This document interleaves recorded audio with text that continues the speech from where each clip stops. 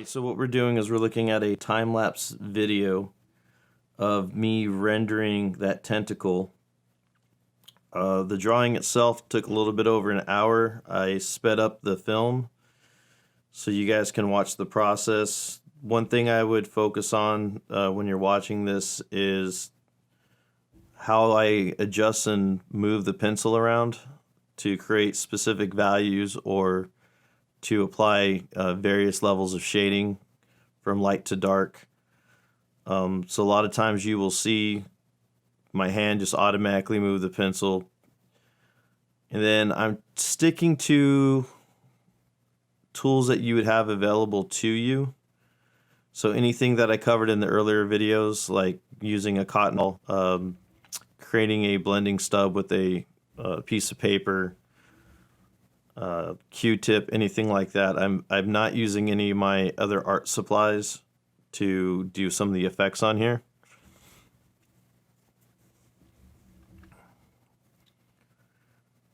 This section right here is good because you're seeing some texture being added and some values being added into kind of a flatter area, an area without the little tentacle suckers.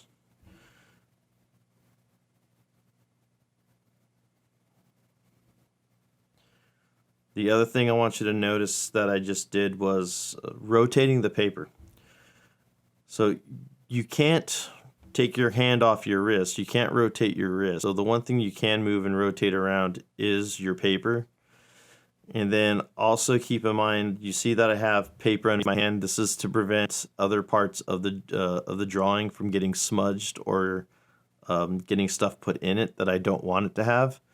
So like I don't want to wipe my hand across the drawing because it would smudge stuff into the white circle that I have in that behind the head. So this is the way that you can keep your project clean or keep it free of mistakes. You also want to avoid putting all those oils down that you have on your hand. And it's just a good practice to have when drawing, especially when you're doing something like this with a lot of value. So again, that was a Q-tip, and then there's the blending stump that I made with paper. And I usually try to pick the tool that's going to work best for whatever I'm doing.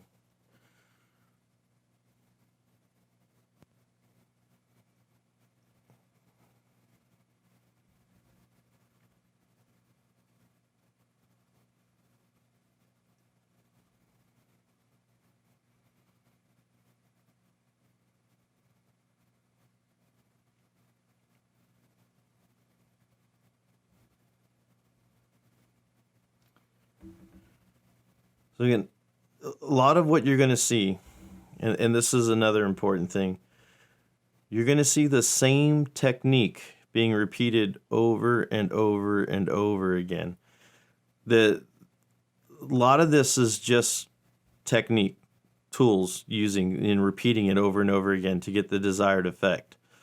When it comes to rendering, this is why we want to have control over our pencil. So when I need those lighter values, you'll see my hand move to the very back of the pencil. When I need a flatter value as far as shading, you'll see the angle of the pencil go underneath my hand. Versus when I need details, I'm going to hold it like you would normally a regular pencil, like you're writing. And that's designed so when I need the details, I can get those in. So you'll see the angle change according to what I'm drawing. So like right now I'm tracing over the areas that I laid out earlier when I transfer this over to the final.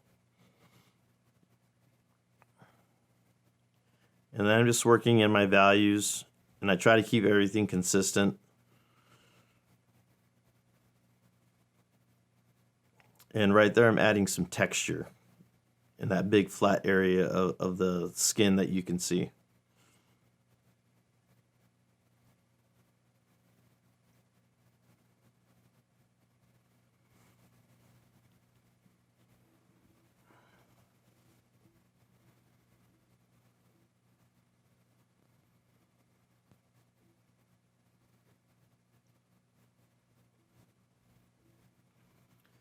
It's also, I don't know if you can see it while it's speed up, but you'll see a lot of times I'm sharpening my pencil. So it's important, like if I'm doing details, I constantly want a sharp pencil. When I'm doing the flat shading, not so much, but anytime details or textures that are being added, anytime I got to work in a smaller section, like a very tiny section, I need a sharper pencil.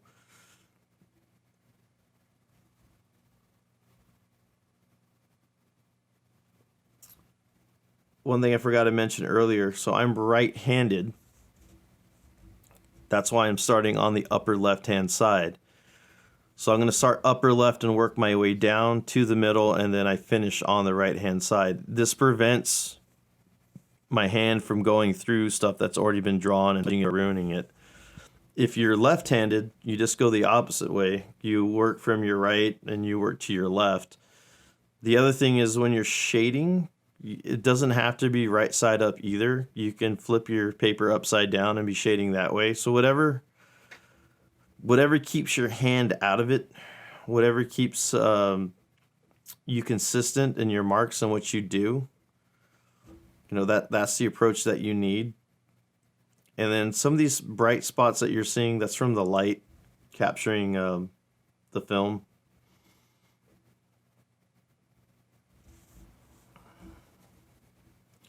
And I have a bit of a shield on the light, so it's giving off kind of like a yellow cast. For the demo videos, I'm not going to color correct. Right, that's too much time to do that stuff. And then you guys will be updated and you'll see the progress on this as the days go by.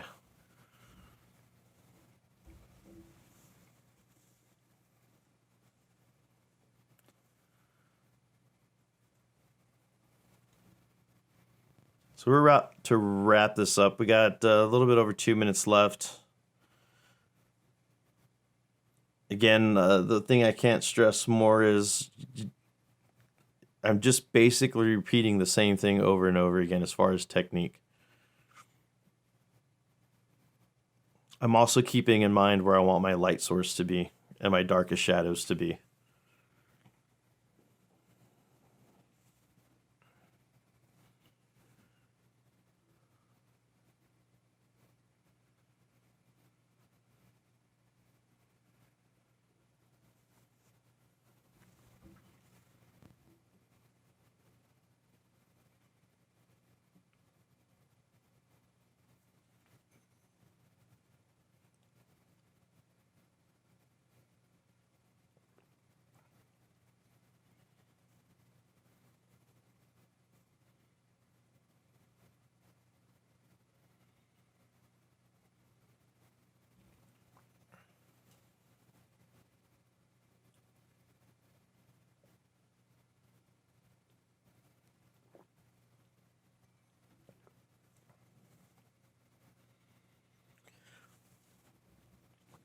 So this is almost done. The one thing I'll say is I'm going to do a video on the figure so you can see the approach I take for drawing the actual human figure in the picture.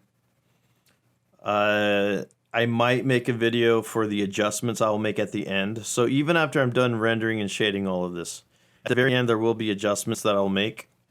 So I usually save that. Any adjustments I might have, I'll save for last. And that's, fixing contrast, adding a little bit more texture, adding a little bit more detail in some of the areas. Like the background's going to get darker. So all that stuff will be done near the very end of the illustration. So I might make a video on that. I'm not sure yet. But we're about to wind up on this. Hopefully you guys learned something. This is the whole purpose I make the videos, so you guys can see something done in progress.